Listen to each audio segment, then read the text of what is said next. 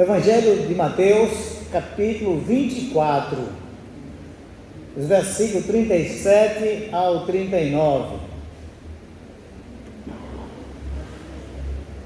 Assim diz a palavra do nosso Deus: e como foi nos dias de Noé, assim será também a vinda do Filho do Homem.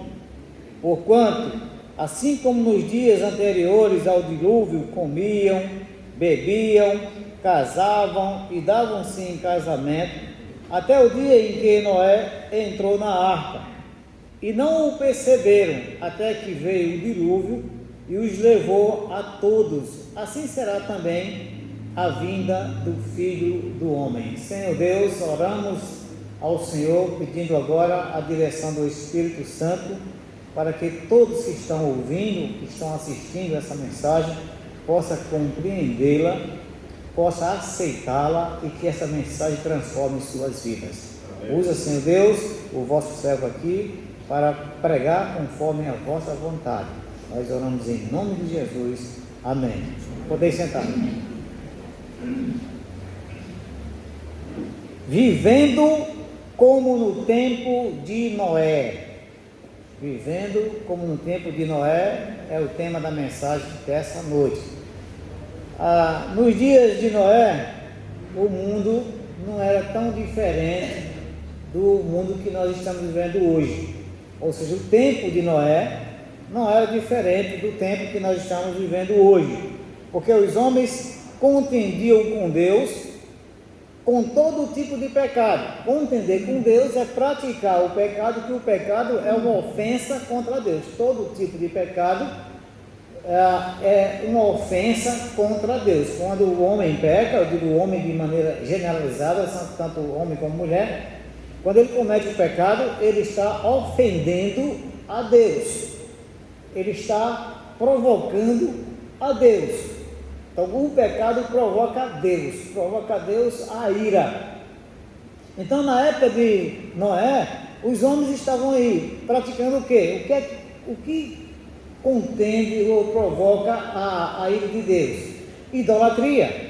Então quem pratica a idolatria, quem pensa que não, porque não é nada demais, a idolatria isso é apenas um símbolo.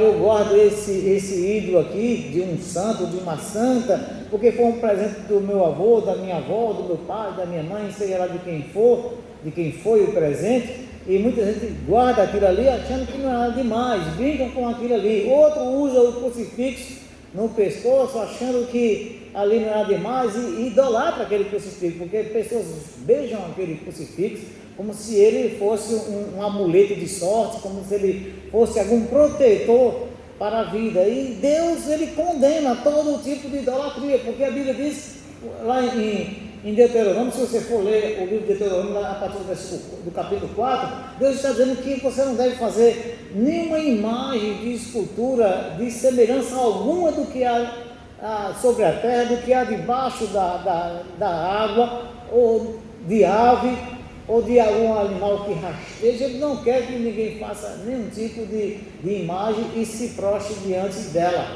Idolatria, seja qual for a situação, é uma afronta contra Deus, porque Deus não está limitado a um boneco de barro, a um boneco de prata, de ouro, de ferro, de lata, seja lá qual for o material feito. Mas isso aqui é Jesus, é a imagem de Jesus. Quem é que sabe atualmente como foi Jesus? Não havia fotografia na época de Jesus, não havia máquina fotográfica, não existia nada disso. Então não se tem ideia de como era Jesus, apenas alguns detalhes de como era Jesus. E mesmo que soubesse, Jesus nunca ensinou que se deve praticar a idolatria, que se deve adorar uma imagem feita do rosto dele ou de todo o seu corpo, todo o seu ser. Ele nunca permitiria isso. Então a idolatria é uma afronta a Deus. Violência, isso aí a gente está vendo aí, a violência hoje, nos dias de hoje, está sem limite. As pessoas estão violentas, se matam por qualquer coisa, ninguém tem mais o amor ao próximo. Então o amor realmente esfriou, o amor ao próximo está frio. por qualquer coisa se mata, por qualquer coisa se odeia, por qualquer coisa se destrói a vida de alguém, né? Mentira hoje ela parece até ser algo natural. Não, mentir não é demais. Mentir no comércio, mentir em casa, mentir no trabalho. Está chegando agora porque não, meu ônibus quebrou no caminho. Não, você dormiu demais, aí fica já projetando uma mentira para chegar no trabalho e dizer porque chegou atrasado ou atrasado no trabalho. Então, porque acha que isso é normal. Mas se esquece que a Bíblia diz que o diabo é o pai da mentira, que quando a pessoa mente, está fazendo aquilo que é do próprio pai, que é mentiroso desde o princípio, e isso afronta a Deus. Aí você vê também, a homossexualidade tem cada vez mais crescido, irmãos, e as pessoas querem que a gente aceite isso. A Bíblia fala sobre isso aí, mas as pessoas que praticam isso querem que a gente aceite. Se chegar duas pessoas, de repente você está você chega, digamos, está numa praça, você senta no banco de uma praça e tem uma pessoa ao seu lado, seja um homem, seja uma mulher. Se for um homem, imagina aí, se você chegar assim e sentar numa praça, você que é homem, senta numa praça e tem um outro homem ao lado também sentado. Aquele homem olha para você e diz: olha, eu sou homossexual e me orgulho disso. E se você disser: tá bom, bem, eu sou hétero e me orgulho disso. Homofóbico! Ou seja, se você dizer que se orgulha de ser hétero, o homossexual vai dizer que você é homofóbico. Ou seja, eu não posso me orgulhar de ser um hétero, mas ele se orgulha de ser um homossexual e eu não posso me orgulhar de ser um hétero. Se eu me orgulhar de ser um hétero, eu sou homofóbico. Então está crescendo cada vez mais. Eles estão contaminando as crianças. Tem aí algumas paradas aí que já estão até colocando criança para mostrar que ela também, que nessa faixa etária de pessoas também tem o homossexualismo. Isso é mentira, irmão. As crianças não têm esse desejo.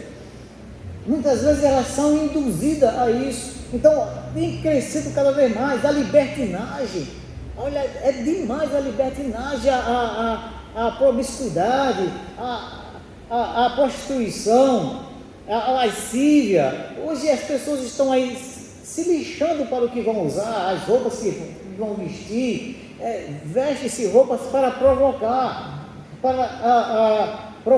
assovio de homens, para chamar a atenção de mulheres. Então as pessoas se vestem já pensando em chamar a atenção de alguém e provocar o desejo de alguém para si. Isso é libertinagem, isso é lascívia, isso é tanta coisa que está acontecendo. Isso acontecia na época de Noé e hoje está pior. E o pior é que hoje ainda tem mais agravantes ou mais recursos para isso, porque existem as redes sociais que favorecem. É muito mais do que isso, muito mais do que tinha na época de Noé. Então está aí a blasfêmia também. Falar do evangelho hoje é blasfêmia, eles estão blasfemando de tudo. Existe até, eu vi uma nota essa semana aí de que a Xuxa está propondo reescrever o Novo Testamento. Quem é a Xuxa para querer propor reescrever a palavra de Deus e tirar algumas palavras que sejam ofensivas, que tenha discurso de ódio? Onde é que a Bíblia fala de ódio? Onde é que existe ódio na palavra de Deus? A palavra de Deus, a Bíblia diz que Deus amou o mundo de tal maneira que deu seu Filho, o unigênito, o único gerado dele, para que aqueles que nele creem tenham a vida eterna. Isso é o ápice do amor, é a excelência do amor.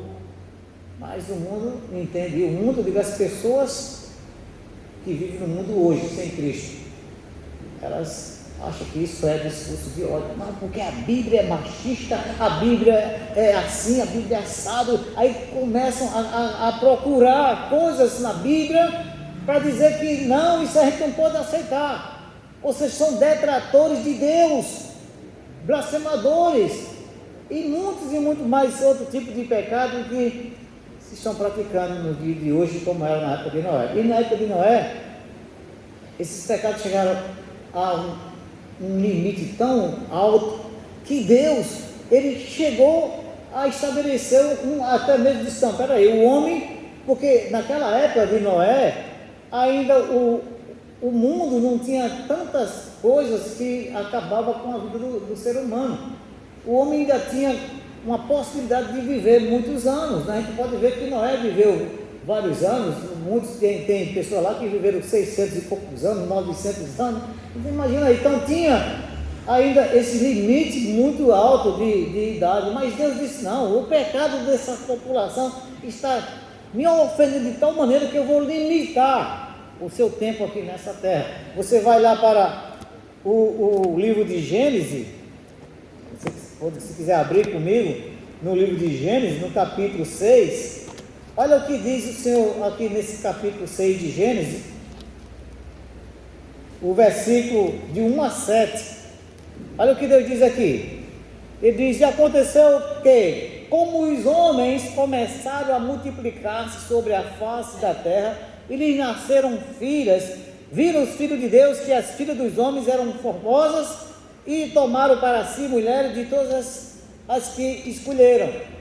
Então diz o Senhor, não contenderá o meu espírito para sempre com o homem, porque ele também é carne, porém os seus dias serão 120 anos. Ou seja, Deus começou a limitar, não, eu não vou permitir que os homens vivam tanto tempo aqui na face da terra, porque quanto mais tempo o homem vive, parece que ele mais peca, mais procura a se afastar de Deus. A ideia, e isso é óbvio, irmão, isso aí é fato.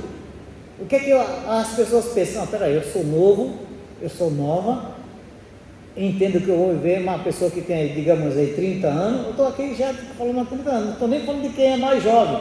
Se for falar de jovem aí, como a nossa jovem da igreja, nosso jovem da igreja, que tem aí entre 13 anos acima, né? Fico pensando que já são bem conscientes. Peraí, eu tenho 13 anos, né? Eu tenho 14, 15, 16, 17, 18. Então, subentendo que eu tenho aí muitos anos pela frente. E como Deus é um Deus de misericórdia, eu posso aproveitar a minha vida do jeito que eu quero, pratico o que eu quiser praticar, e no tempo certo eu vou vir aqui e peço perdão a Deus, e tudo vai ser resolvido. Essa é a mentalidade humana. O homem só pensa no mal, não, eu vou aproveitar, vou fazer o que é ruim, de mal, que eu quero fazer, e depois eu me arrependo. Isso é o que muitos homens têm pensado. Aí você vê aqui, versículo 4 diz, havia naqueles dias gigantes na terra, e também depois, quando os filhos de Deus entraram nas filhas dos homens, e delas geraram filhos, estes eram os valentes que houve na antiguidade, os homens de fama, e viu o Senhor que a maldade do homem se multiplicara sobre a terra, que toda a imaginação dos pensamentos de seu coração era só má continuamente, porque Deus é onisciente, Deus conhece o coração do homem, por isso que Deus disse, rapaz, o homem é má continuamente, eu vou diminuir o tempo de vida desses homens, e ele reduziu aí o máximo aí 120 anos, e que de fato hoje, eu sinceramente, igreja, quando eu vejo alguém, ou alguma publicidade, né, uma publicação de um artigo, ou alguém mostrando, esse aqui é um chinês, que é o mais velho do mundo, ou a mulher mais velha do mundo, tem 130 anos, é mentira, não sabe nem qual foi o ano que nasceu.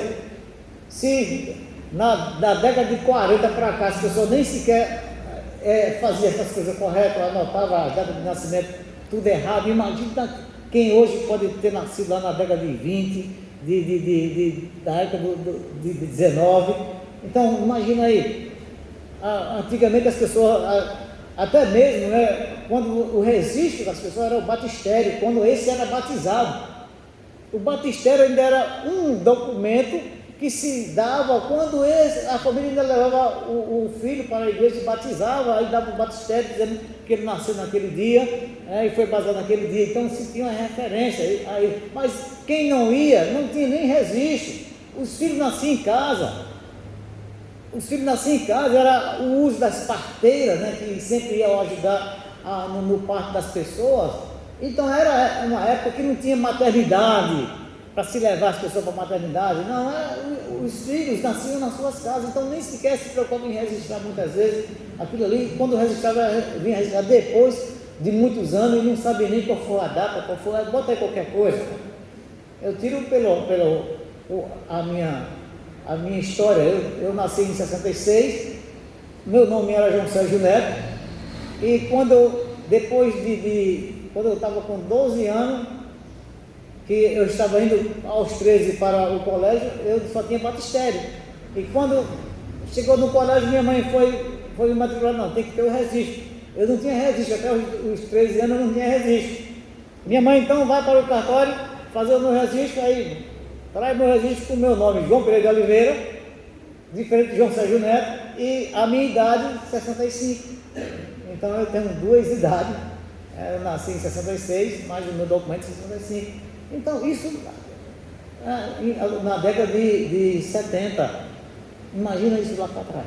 Então, o limite da vida humana, a Bíblia diz, olha, versículo 3: então disse o Senhor, não contenderá o meu espírito para sempre com o homem, porque ele também é carne, porém os seus dias serão 120 anos.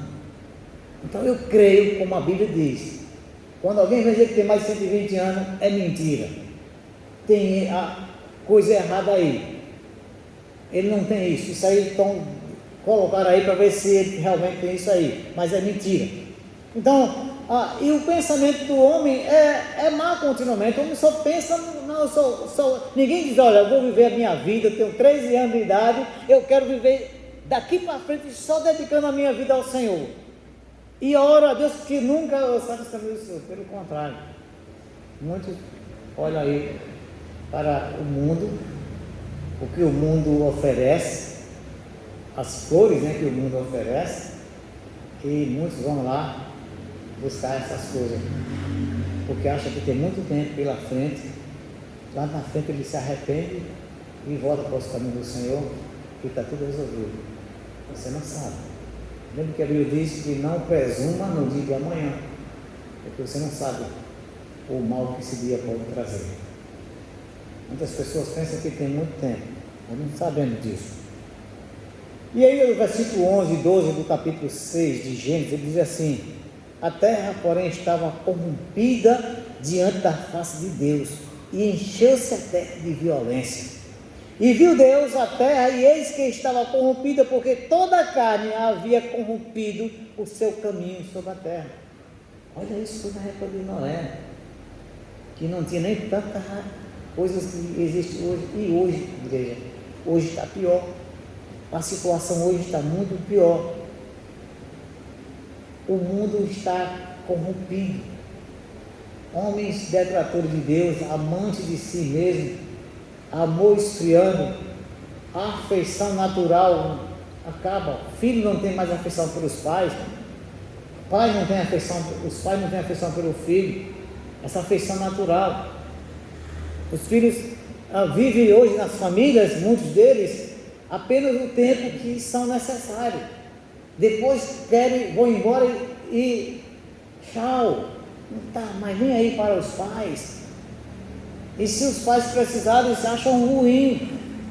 É como se os pais tivessem somente a obrigação de criá-los e dar o melhor para eles, mas eles não têm nenhuma obrigação com os pais.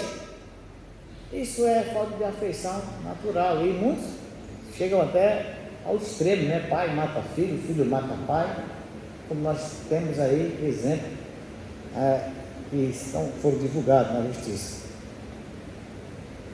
Mas também, nesse mundo corrompido, nesse mundo totalmente entregue ao pecado, Deus também encontrou naquela época em um homem graça.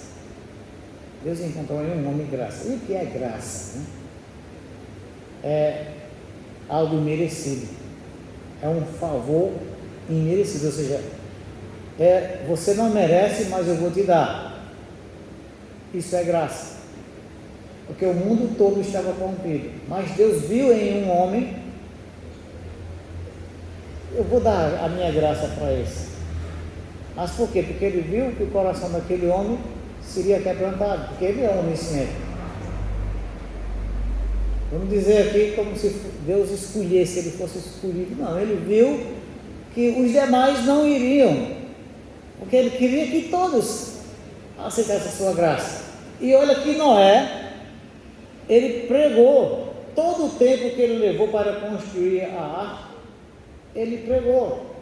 E a Bíblia também fala que, se não me engano, foram também 120 anos que Noé pregou para aquelas pessoas de sua época para se converterem ao Senhor, falando que Deus iria destruir o mundo, mas pelo contrário, ele foi ignorado. Certamente chamaram ele de louco.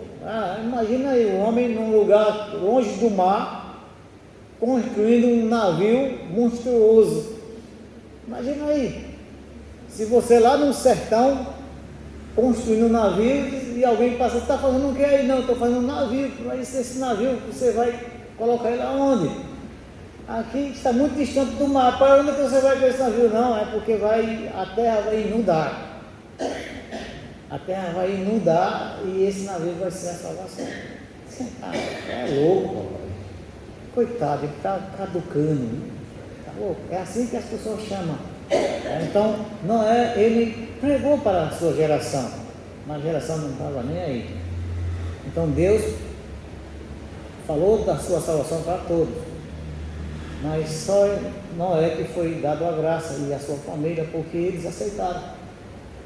Quando Deus chamou Noé, disse: Noé, prepara uma arca, vamos falar aqui no mais popular, prepara aí um grande navio, e você vai pegar esse navio, esse vai ser da metragem assim, da altura assim, com tantos andares, naquela época. E você depois vai, separe aí os curraizinhos dentro, né? Porque você vai colocar um casal de cada animal que tem na terra. E olha aqui, aí você acha que Noé saiu depois procurando?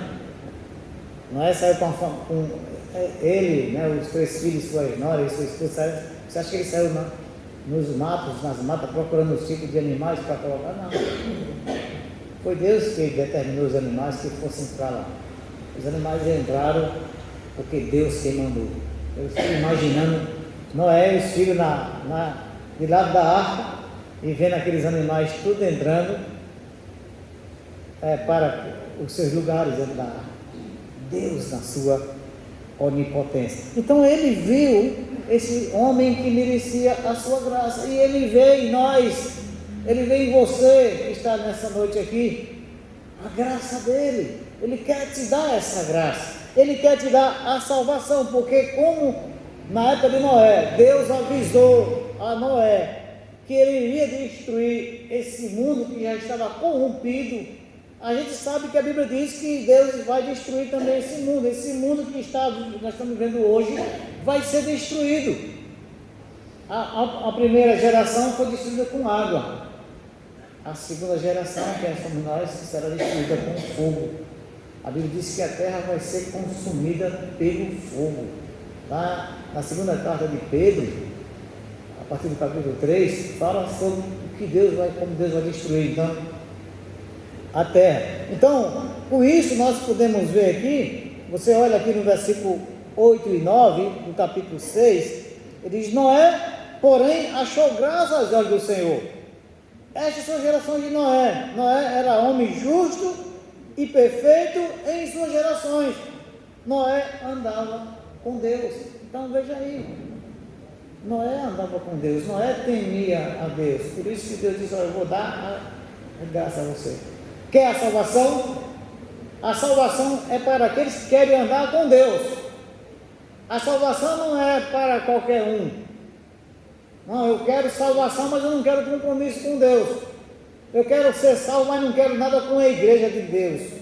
Eu quero ser salvo, mas eu não quero ser submisso à palavra de Deus. Então, igreja, não tem como ser salvo dessa forma. Porque Deus mostra como Ele quer salvar as pessoas. Então, é preciso que você entenda como Deus trabalha na vida das pessoas. E como Deus quer, ou como Deus faz para que você escape da destruição que está às portas. Você vai lá para a carta aos Hebreus, no capítulo 2, olha o que diz então esse texto, Hebreus capítulo 2, o versículo de 1 a 5, ele diz: portanto, convém-nos atentar com mais diligência para as coisas que já temos ouvido, para que em tempo algum nos desviemos dela. Porque se a palavra falada pelos anjos permaneceu firme, e toda a transgressão e desobediência recebeu a justa retribuição, como escaparemos nós se não atentarmos para uma tão grande salvação, a qual, começando a ser anunciada pelo Senhor, foi-nos depois confirmada pelos que a ouviram, testificando também Deus com eles por sinais e milagres e várias maravilhas e dons do Espírito Santo distribuídos por sua vontade, porque não foi aos anjos que sujeitou ao mundo futuro de que falamos. Então Deus está dizendo: olha, atente para a salvação que está prestes a acontecer. A qualquer momento esse mundo vai ser destruído e você precisa estar no lugar da salvação. Como Deus trabalha na vida das pessoas para então você aceitar a salvação, sair desse mundo que está condenado à destruição, e como você deve entender como Deus trabalha, porque muita gente acha que eu vou viver a minha vida como eu quero, lá na frente eu vou resolver, aí eu tomo a decisão. Mas a Bíblia diz que, em primeiro lugar, que há um limite. Preste bem atenção. Há um limite para a paciência de Deus. Deus é paciente, é longânimo, é misericordioso, mas Ele também tem um limite para a sua paciência. Veja que em Gênesis, no capítulo 6 de Gênesis, versículo do 3 ao 4, olha o que diz a palavra do nosso Deus: então disse o Senhor: não contenderá o meu espírito para sempre com o homem, porque ele também é carne, porém os seus dias serão 120 anos. Havia naqueles dias gigantes, aí fala dos gigantes que tinha, aí o versículo 5 diz: e viu o Senhor que a maldade do homem se multiplicara sobre a terra, e que toda a imaginação dos seus pensamentos era má continuamente. Então veja o seguinte, que Deus disse: olha, tá bom, chega, eu já dei tempo demais para esse homem se converter, ou para essa mulher se converter, para você se converter, porque a Bíblia diz que nele nós respiramos, nele nós nos movemos. Então aproveite, meu amigo, minha amiga, você que ainda não tomou essa decisão, Deus está querendo te dar a graça, Ele quer que você ande com Ele, Ele está dando a oportunidade que muitos hoje não têm mais. Muitos estão na sepultura. Lembra quando o rico caiu lá no inferno e que viu o mendigo lá no paraíso e pediu a Abraão que o mendigo molhasse a ponta do seu dedo para refrescar ele naquela chama lá no inferno onde ele estava atormentado? E quando Abraão disse que não podia mais, nem ele passar para lá e nem Lázaro passar para onde ele estava, aí foi que ele disse: vamos dizer que então, pai Abraão, não tem mais jeito para mim, eu não tenho mais oportunidade. Não, o seu tempo acabou, a sua oportunidade era quando você estava vivo, acabou o tempo da sua graça. Então tá bom, Abraão, então eu tenho 5 irmãos que estão vivos, manda que Lázaro ressuscite e vá lá na casa de meus pais e fale para os meus irmãos sobre esse lugar de tormento. Abraão disse: olha, eles têm Moisés e os profetas, ele tem o Pentateuco, ele tem os livros dos profetas, que eles leiam. Não, Abraão, manda lá, ou seja, o povo só quer as coisas fáceis demais. Ou seja, eles querem que um morto ressuscite e vá lá e fale do Evangelho. E mesmo assim, se Lázaro ressuscitasse e chegasse lá: olha, eu sou Lázaro, eu comia das migalhas da casa do seu irmão, que é rico, que era rico. Lembra dele, do seu irmão frontal? Lembro. Então eu era um mendigo que vivia ali comendo o restinho que caía da mesa dele. E nós morremos no mesmo dia. E eu fui para o paraíso e seu irmão está no inferno. Você está dizendo que meu irmão foi para o inferno? Quem é você para falar do meu irmão? Meu irmão era um bom pai, um bom filho. Você é mentiroso, você morreu nada. Era assim que seria se Lázaro fosse na casa dos pais ou dos irmãos daquele rico. Então você deve entender que seu tempo é determinado aqui na terra.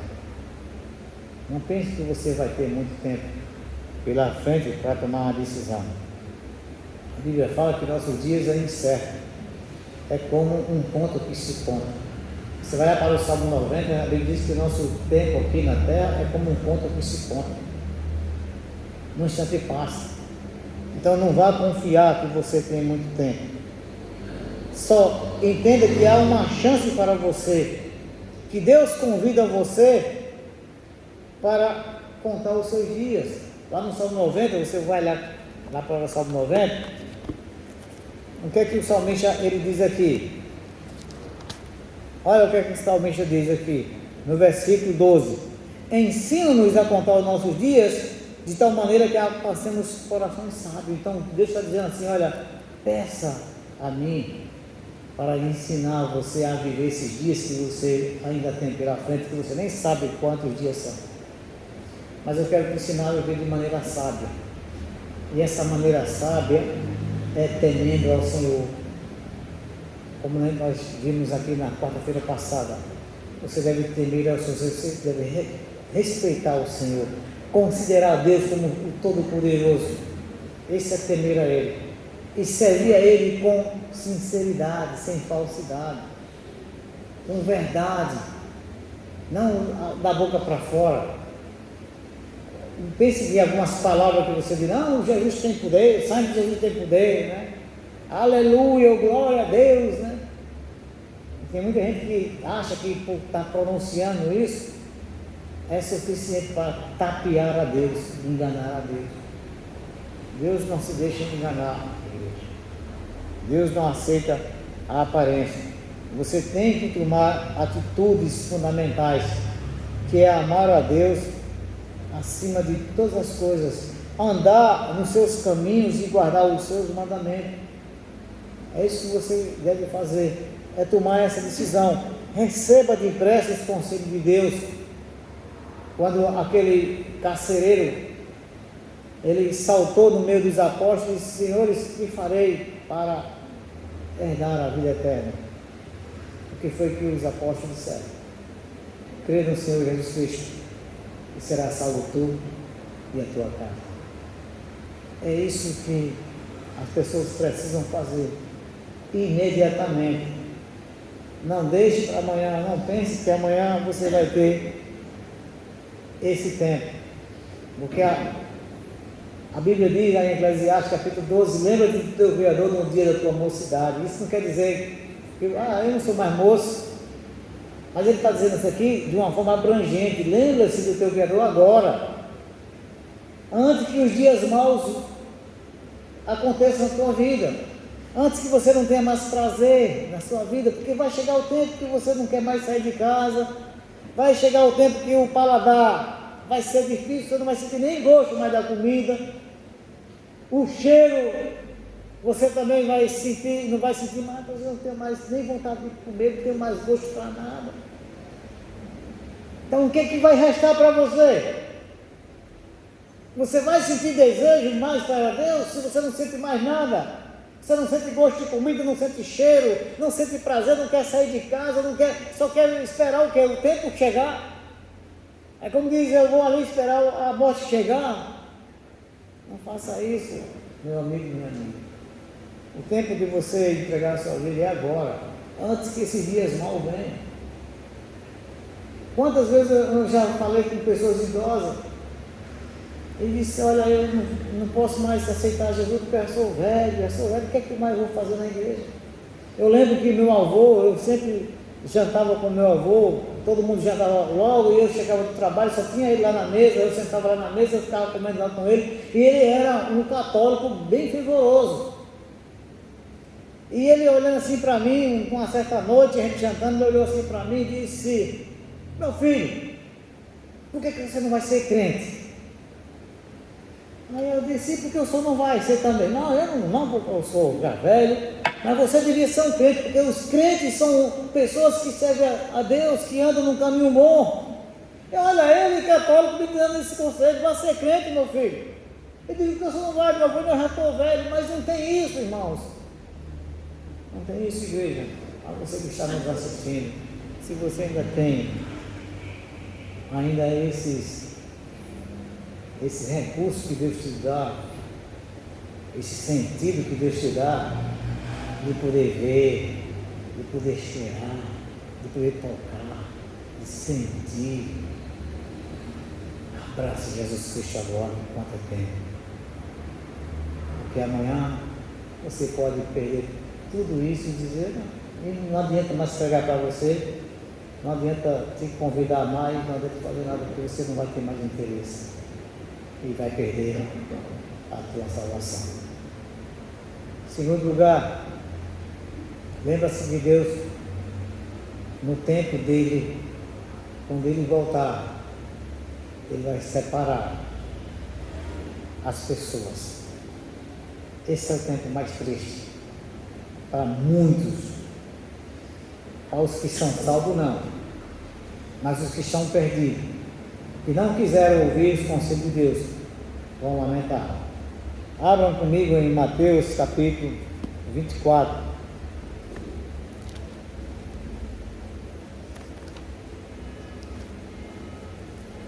E veja no versículo 37.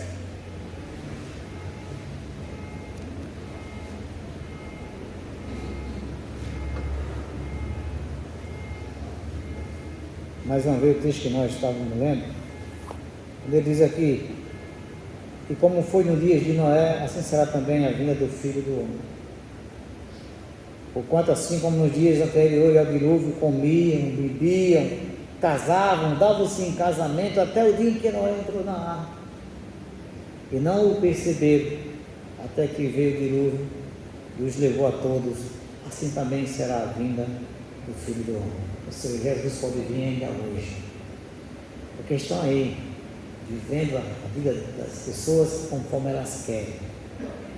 Elas querem viver do seu jeito, não estão nem aí para Deus.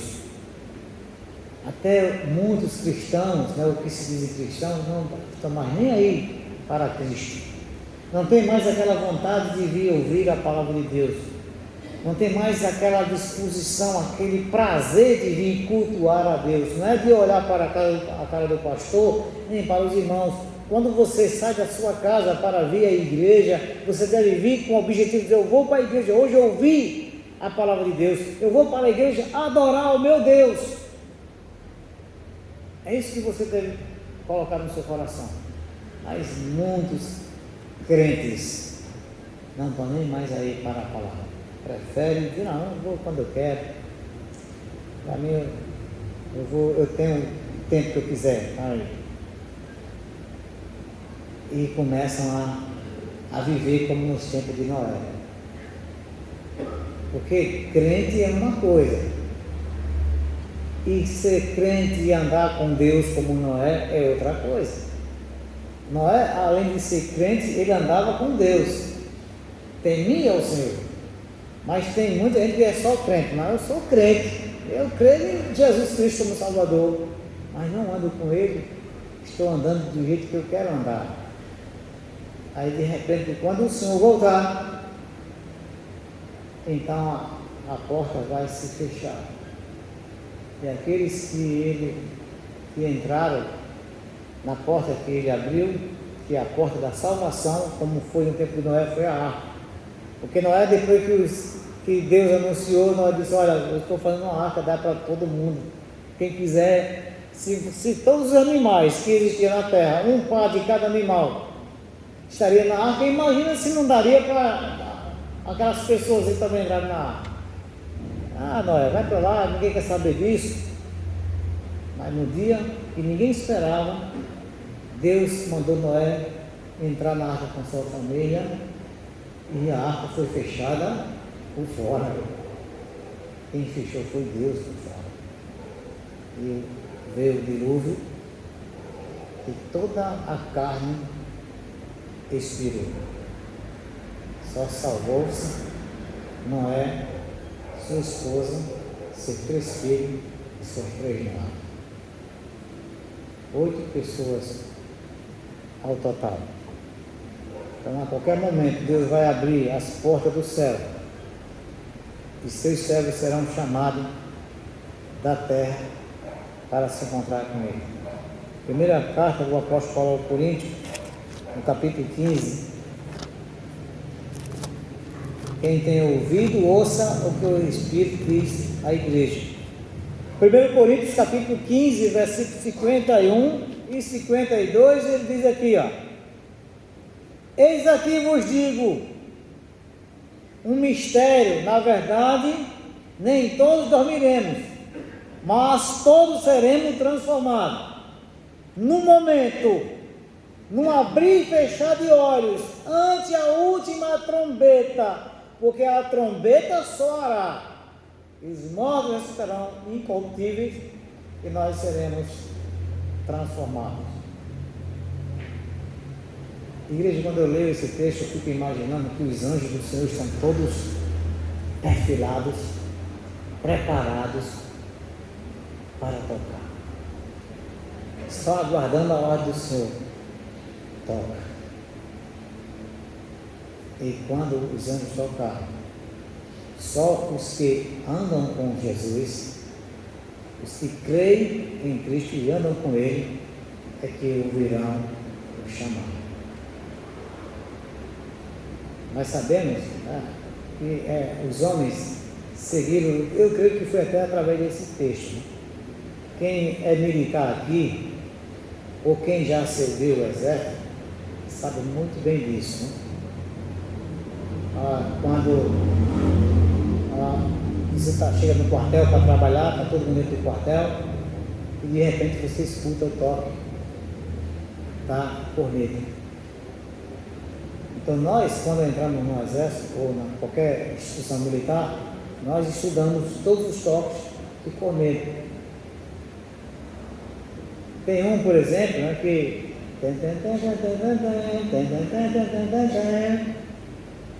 já chegou o general, já chegou o general. A gente já fala, o general chegou, o comandante chegou. A gente já sabia que o comandante estava dentro da unidade, porque o toque, a gente já conhecia aquele toque. Então, a corneta, a trombeta de Deus, quando soar, Deus não falou para a gente, o toque vai ser esse, mas como nós andamos com Deus, esse toque vai soar com o nosso nome. Estou chamando João Pereira, estou chamando Liberto, estou chamando Geonido, estou chamando Raimundo, estou chamando. A gente vai ouvir, ele está me chamando. Estou indo, mundo. O meu Senhor está me chamando. Os que morreram em Cristo também vão ouvir o toque da trombeta. É hora do encontro com o Senhor. Então as portas vão se abrir. Será como se estivéssemos entrando na arca e logo vai se fechar a arca. Você volta lá para Gênesis capítulo, agora o 7, o versículo 1, diz assim: depois disso o Senhor a Noé: entra tu e toda a tua casa na arca, porque tenho visto que é justo diante de mim nesta geração. Ele vai dizer: olha, meus servos, minhas servas, chegou o momento da salvação, porque vocês renunciaram a esse mundo para aceitar a minha salvação. Entra agora para o gozo do teu Senhor. Vai ser assim. E muitos estão nem aí para isso, mas vai ser desse jeito. Versículo 13 ainda de Gênesis capítulo 7 diz assim: então disse Deus a Noé: o fim de toda a carne é vindo perante a minha face, porque a terra está cheia de violência, e eis que os disparei com a terra.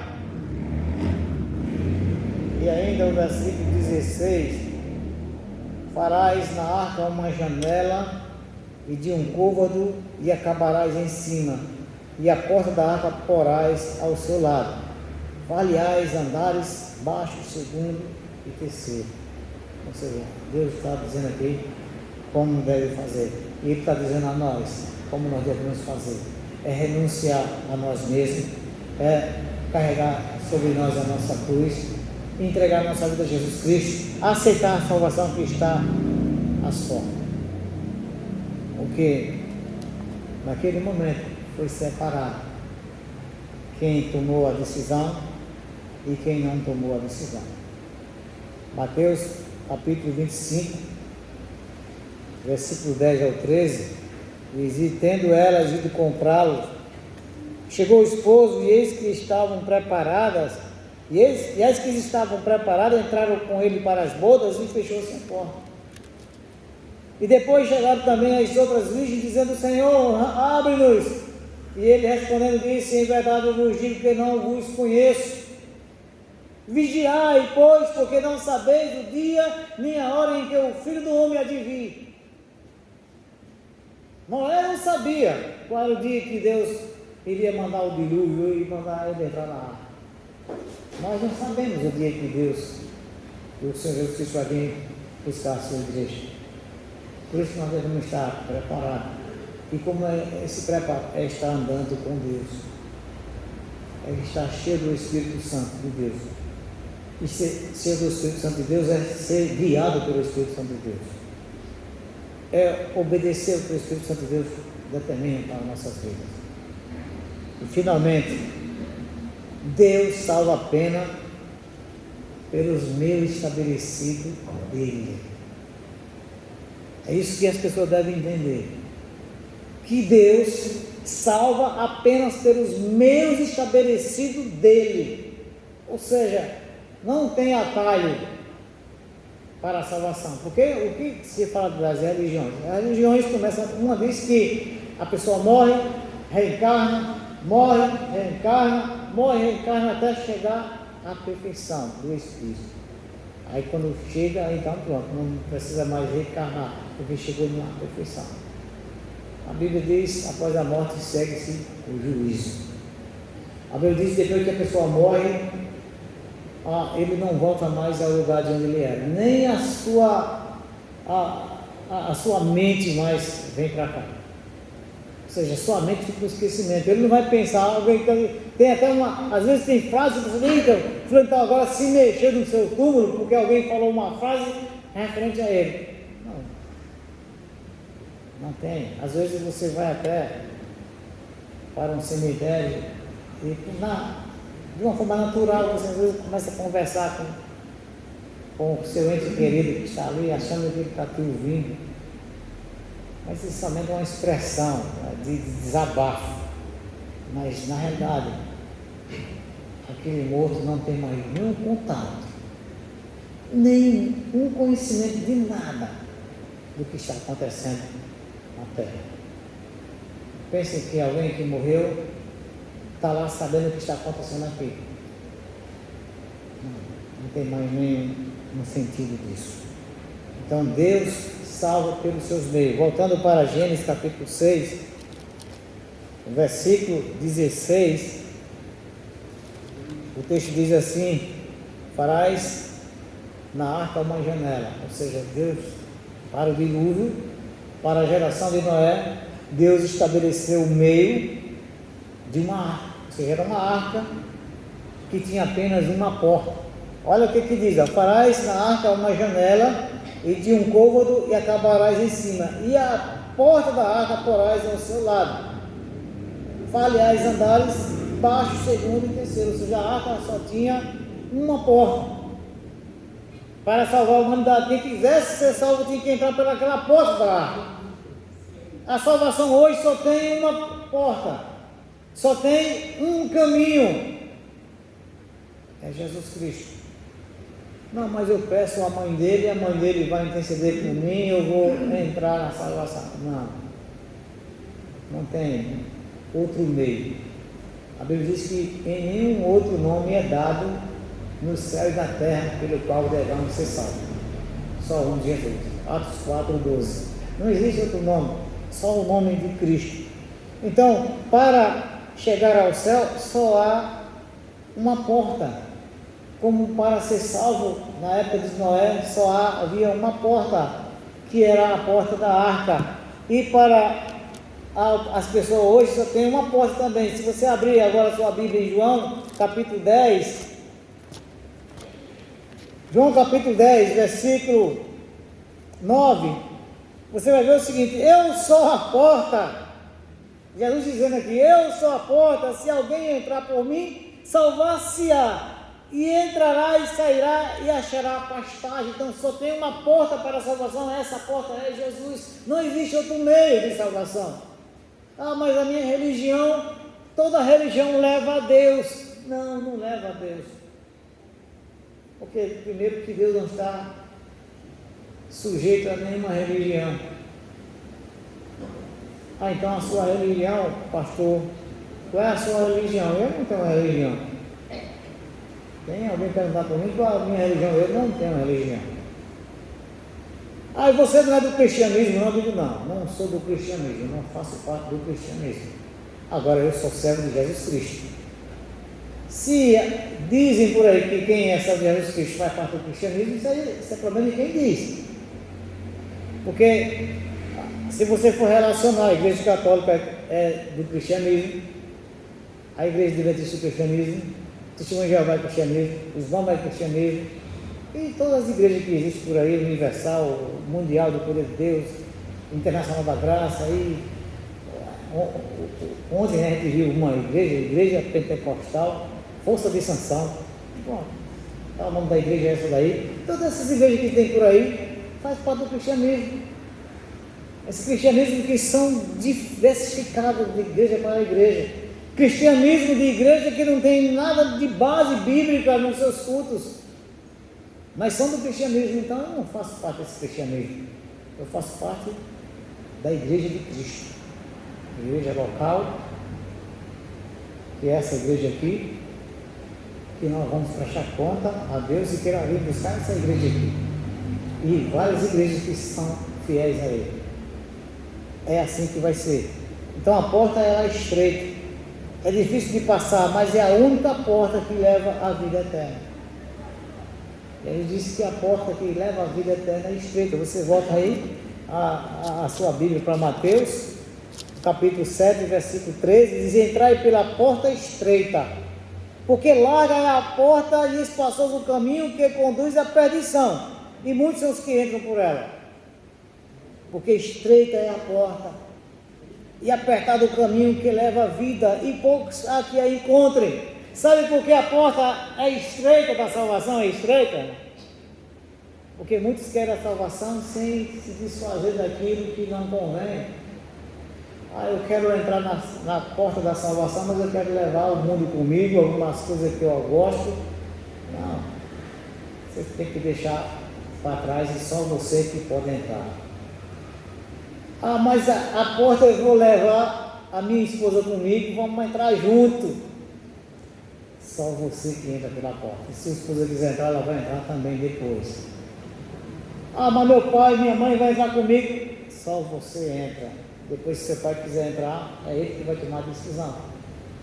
A sua mãe é ela que vai tomar a decisão. Mas meus filhos, se seus filhos também quiserem entrar pela porta, são eles que têm que tomar essa decisão.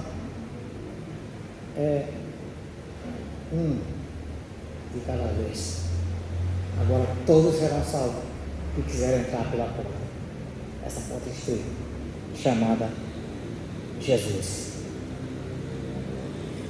E saiba de uma coisa: é Deus quem abre e quem fecha. Então aproveite que Ele está com essa porta aberta para você agora. Apocalipse capítulo 3, versículo 7. E ao anjo da igreja que está em Filadélfia escreve: isto diz o que é santo, o que é verdadeiro, o que tem a chave de Davi, o que abre e ninguém fecha, e fecha e ninguém abre. Quando ele fechou a arca, certamente, eu creio, você pode aí projetar na sua mente, quando a chuva começou a cair, eu imaginei aqueles trovões ali naquela época, e coisas que aqueles homens da época de Noé nunca tinham visto. A água, uma chuva que eles nunca tinham visto. Aí você acha que eles fizeram o quê? Correm para a arca. Vamos correr para a arca enquanto há tempo. Mas quando chegaram lá na arca, como foi que encontraram a arca? Aí a chuva não estava nem ainda flutuando a arca. Aí encontraram a arca como? Com a porta fechada. Noé! Eu quero entrar na arca, Noé! Abre, Noé! Deus é quem fecha, ninguém abre. Nem Noé podia mais abrir a arca. Nem que Noé quisesse abrir, não abriria mais a arca. Porque a graça é dada por Deus, é dada por Jesus. E se você quiser, você tem que pegar agora. Não vai pensar que, mas depois de morto, faz uma extrema-unção, Deus vai colocar num bom lugar. Depois de morto, faz um culto, e Deus vai colocar num bom lugar. Que inclusive agora, para quem não conhece, tem culto, né, de sétimo dia, tem culto de 30 dias, até isso agora tem, como se esse culto fosse fazer alguma coisa boa para o morto. Não adianta mais, igreja. A porta está aberta agora, e quando ela fechar, você não pode correr, pode gritar, sabe que não vai mais ter oportunidade para você. Então vivemos dias muito parecidos com o dia de Noé. E a qualquer momento, o Senhor Jesus vai vir e fará a separação entre os moradores da terra. Aí em 1 Tessalonicenses capítulo 4, ele diz que os mortos em Cristo ressuscitarão primeiro, depois os que estiverem vivos se encontrarão com o Senhor nos ares. E os demais, os que morreram sem Cristo, vão ficar até o milênio passar, e serão apenas ressuscitados para o julgamento final e a condenação final. A maioria só irá perceber quando esse fato acontecer, assim como foi no dia de Noé. Volta agora para você ter ideia, Gênesis capítulo agora 24. Olha o capítulo 24 de Gênesis, versículo 39.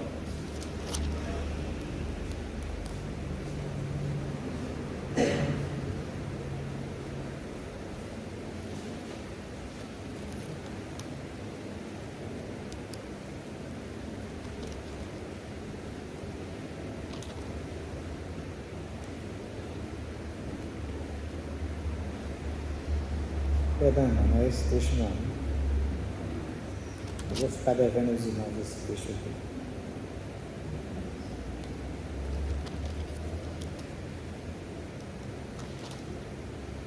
Muitos, quando perceberam que o templo estava acabado, correram, foram buscar a salvação tarde demais, como aquelas virgens tolas que chegou: Senhor, abre-nos. Eu vou te dizer, eu não vos conheço, não sei quem são vocês.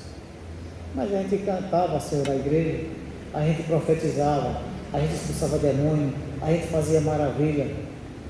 Apartai de mim, vós que praticais a iniquidade. E outro texto diz: lançai nas trevas exteriores, onde haverá choro e ranger de dentro. Então, não seja como aquele povo na época de Noé, que foram tarde demais em busca da salvação. Deus está te chamando agora para a salvação. Tome a decisão agora. Eu quero pedir à igreja que comece a orar ao Senhor Deus. E você que está aqui nessa noite, que ainda não é crente, que ainda não tomou essa decisão, e você sabe que precisa tomar essa decisão. Você precisa começar a andar com Deus, porque a graça está sendo favorável a você agora, enquanto a porta está aberta. Porque amanhã você não sabe se essa porta vai estar aberta para você. Eu pergunto então se tem alguém aqui nessa noite que quer tomar a decisão de entrar pela porta de Jesus e ter a certeza da salvação. Tem alguém aqui que quer tomar essa decisão? Deus sabe onde você está. Levante a sua mão para que a gente possa orar com você. Senhor Deus, a gente não insiste, porque a decisão é a mais importante da vida de qualquer pessoa. A porta está aberta, Senhor. O Senhor está favorecendo a vossa graça para todos que queiram tomar posse dela. Embora que nós não merecemos isso, mas o grande amor que o Senhor tem, a grande misericórdia que o Senhor tem, nos favorece essa graça de salvação eterna. Então nós oramos para que todos que estão ouvindo essa mensagem, os que ouviram essa mensagem, os que assistiram essa mensagem, possam em tempo hábil, que é o tempo que se chama hoje, agora, Senhor Deus, se ajoelharem, se prostrarem diante do Senhor, confessarem seus pecados e entrar pela porta que está aberta, a porta da salvação, a porta chamada Jesus, e seguir andando com Jesus, o único que pode salvar, o único capaz de salvar qualquer pecador. Nós oramos, Senhor Deus, em nome de Jesus. Amém.